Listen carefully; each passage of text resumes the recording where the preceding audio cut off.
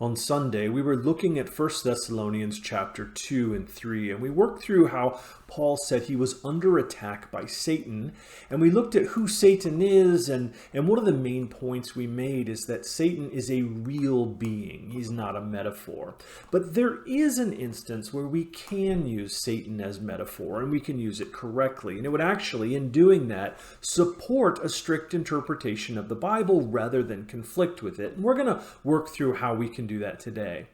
Now, this discussion is going to presuppose that you are already on board with the idea that Satan is real and that spiritual warfare is real. I'm not going to go through and try to prove those things out. We've done that before on Sunday mornings. And if you missed last Sunday's message where we talked about the personality of Satan and proved from the Bible that he is an actual real being, and if that's something that you struggle with or you're curious about, I would suggest you go back and view that video before continuing on with this one.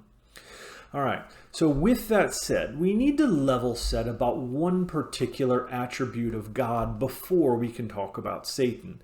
And that is, God is omnipresent, and that means he's literally everywhere at once. We can figure that out from a number of different places in our Bibles, but it is captured very well in Psalm chapter 139, verses 7 to 12. Here's what those verses say.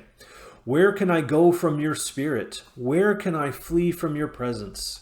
If I go up to the heavens, you are there. If I make my bed in the depths, you are there. If I rise on the wings of the dawn, if I settle on the far side of the sea, even there your hand will guide me, your right hand will hold me fast. If I say, surely the darkness will hide me, and the light will become night around me, even the darkness will not be dark to you. The night will shine like the day, for darkness is as light to you. It's a beautiful passage from David talking about the fact that God is everywhere. And like we said, there's other passages that we can look at here. The book of Jonah is a very good one to talk about the omnipresence of God. Jonah tries to flee from the Lord, and he figures out the hard way that he can't do that. He learns that God is indeed everywhere, and apparently God is even able to hear our prayers if we're in the belly of a fish that happens to be at the bottom of the sea. So God is always around us, and that's one of the reasons why we can trust him, and we know that he will be true on his promise to never leave us nor forsake us. He's always going to be here for us, literally. This is also one of the reasons why we know he can protect us, and I could go on and on about the implications of the omnipresence of God, but we have to recognize that omnipresence is an attribute of God, but omnipresence is not an attribute of any of the beings that God has created, including Satan. Satan, the Bible tells us, is an angel, albeit a very powerful one, but he's not omnipresent. In Matthew chapter 4, verse 3, it talks about Satan coming to Jesus. And then in verse 11, it says that Satan left. Job chapter 1, verse 7 says, the Lord said to Satan, where have you come from? Satan answered the Lord, from roaming throughout the earth, going back and forth in it. So the Bible here described God as being everywhere, but Satan is described as one who comes and goes. He moves around. Satan is not everywhere at once. So that's the situation. But given the situation, Satan having to go from place to place, but we're left with the question, if Satan can't be everywhere at once, but the Bible seems to read like Satan tempts everyone, how exactly does this work? When Ephesians chapter 6 talks about putting on the armor of God, it says specifically that we should do so that we can stand against Satan's schemes. That is every single one of us standing against Satan's schemes aimed at us. So how do we reconcile these two things? How does Satan, who can only be in one place at one time, really tempt everyone? Well, the Bible doesn't tell us. It doesn't go into the mechanics of this, but it is clear from the Bible that that is something that's going on. And over the years, man has come up with a number of different theories to be able to try and explain this. And one of these theories says that while Satan is not omnipresent, he is instead multi-present. And there's a distinction that's made, and this distinction allows him to be able to function in a great number of places at once, even if he doesn't happen to be existing everywhere everywhere at once at the same time. And look, maybe that theory's true. I'm not exactly sure. I don't know. I don't think that's right. But I think there is a good theory, and that's one of Satan as metaphor. So, last Sunday we said beware of the notion of the concept that Satan is nothing more than a metaphor. We cited some research from the Barna Group that said that most Christians think that Satan is really just a symbol of evil and not an actual being, and we worked through biblically how we know that that notion is absolutely incorrect. But here's how a metaphor can work. Satan is real, but the metaphor can bridge the gap left by his lack of omnipresence. Simply put, we know that Satan is not acting alone. He has a large number of fallen angels helping him out. See 2 Peter chapter 2, verse 4, and Jude verses 6 through 7, and other verses. And so with an army of minions doing his bidding, while Satan can't be everywhere at once, his army can, and they can carry out his will for him. There's enough of them where they can do that. And it's completely normal to refer to an army metaphorically by their leader's name. And we instinctively know this. It's a perfectly normal thing to say that Hitler invaded Poland in 1939. And when we hear that, none of us assumes that the speaker actually means that Adolf Hitler kind of on his own singularly charged the Polish forces and bombed them into submission. No. We understand that this metaphor is referring to the German army invading Poland on the orders of Hitler himself. The Nazis were carrying out Hitler's will. And so I think when the Bible talks about Satan attacking all of us, it's just speaking of Satan in the same fashion. He's a real being, and we're metaphorically assigning his name to the forces that he literally controls. And I think this is logical.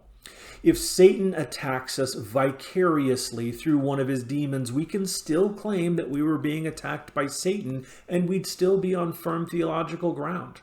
So we're going to go with this theory as our best educated guess as to how Satan can attack everyone and yet be confined by space and time as an actual being. So with this established, then let's go back to 1 Thessalonians and we'll think through our problem here. In 1 Thessalonians chapter 2, verse 18, Paul said that Satan blocked his way. So given our new understanding of applying Satan's name to all demonic and satanic attacks, we have to ask the question, was it actually Satan blocking Paul's way, or was it one of Satan's minions? And Paul was just speaking metaphorically about that, just like Hitler invading Poland. Well, we don't know the answer, but we can take a guess. And if I were to guess, I'd say in this case, I believe it was Satan literally attacking Paul. So Satan is not omnipresent, but that doesn't mean that he's not hands-on. And if we think about any effective leader we know and how they would handle their organization, we'd imagine that they would look at the most important challenges that they're facing, and they would give those challenges their personal attention, and all the lesser things going on, and there's always a lot of those, they'd delegate those lesser things to their subordinates. Now, two things we don't know. We don't know everything else that was going on in the world when Paul wrote these words, and we don't know how Satan prioritizes. But it may not be too bold of an assumption to think that Paul, possibly the greatest evangelist who ever lived, while he was writing large parts of the New Testament, would probably have rated high up on Satan's list to pay him personal attention. That doesn't seem like much of a stretch to me. I would guess that when Paul went through 1 Thessalonians chapter 2, verse 18, it was actually Satan who was blocking his way. But that's Paul. So now we must ask the question logically next, what about us when we are under attack? And make no mistake, I believe we are under attack all the time, if not almost all of the time. Sometimes it's more than others, but listen, it's 2020. Look around at everything that's going on around us, and I would wish anyone luck to try to convince me that right now there are not demonic forces at work in the world.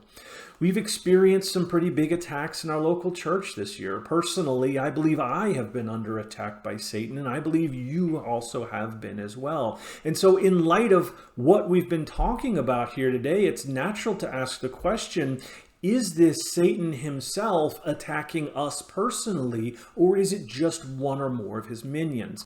Well, let's think through our educated guess about Paul. He was one of the most prominent Christians ever, and he was being attacked while he was writing large portions of the New Testament. So I'm imagining that would have put him up very high on Satan's priority list. And if I compare what I'm doing and who I am with what Paul was doing and who Paul was, I'm just going to assume that I don't personally match up. I'm doing my best to live for God, and I know Satan opposes that, and he would love to see me fail, but I also have to figure there's about another 7.5 billion other people in the world right now.